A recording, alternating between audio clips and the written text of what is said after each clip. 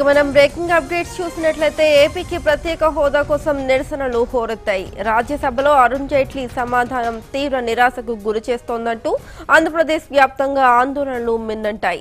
Modi NDA ప్రభుత్వ దిష్టిబొమ్మను దగ్ధం చేశారు. ఆగస్టు 2న రాష్ట్ర బంద్కు వైసీపీ పిలుపునిచ్చింది.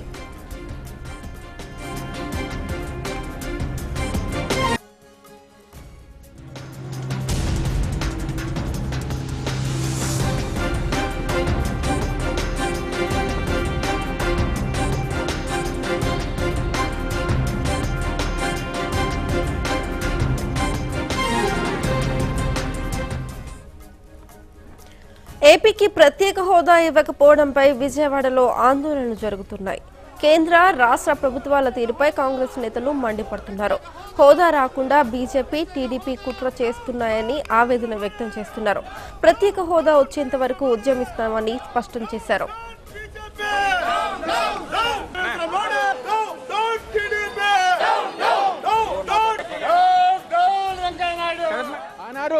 ఈ రాష్ట్రాన్ని మేమే అభివృద్ధి చేస్తాం, అప్పుడు చేసి సక్తా దమ్ము మాకే ఉందని చెప్పిన మాటలు గొంతులు ఈ రోజు ఏమైంది అని చెప్పి నేను సందర్భంగా జరుగుతున్నాను.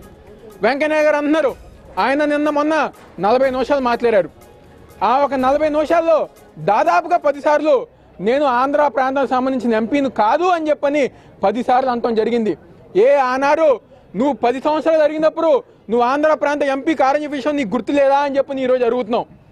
బీజేపీ మంత్రులు కానీ ఎంపీలు కానీ ఎవరైతే ఉన్నారో మీకు నిజంగా చీము నెత్తురు సిగ్గు శరం ఉంటే ఈరోజు మీరు బీజేపీ పార్టీని వెళ్ళింది.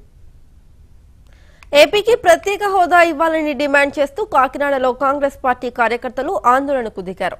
బీజేపీ, టీడీపీ కలిసి ఏపీ ప్రజలను మోసం చేశాయని మండిపడ్డారు.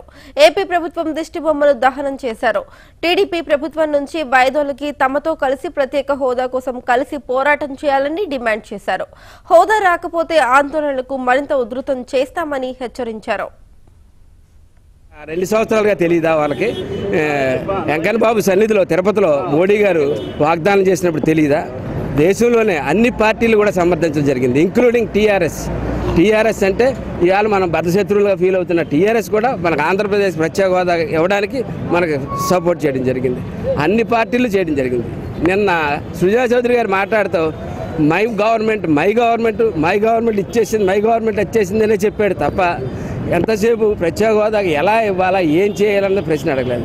కాంగ్రెస్ సభ్యులు అడిగిన ప్రశ్నలకి క్యాబినెట్ నిర్ణయం కరెక్టా కాదా అన్నదానికి జైట్లీ గారి సమాధానం లేదు.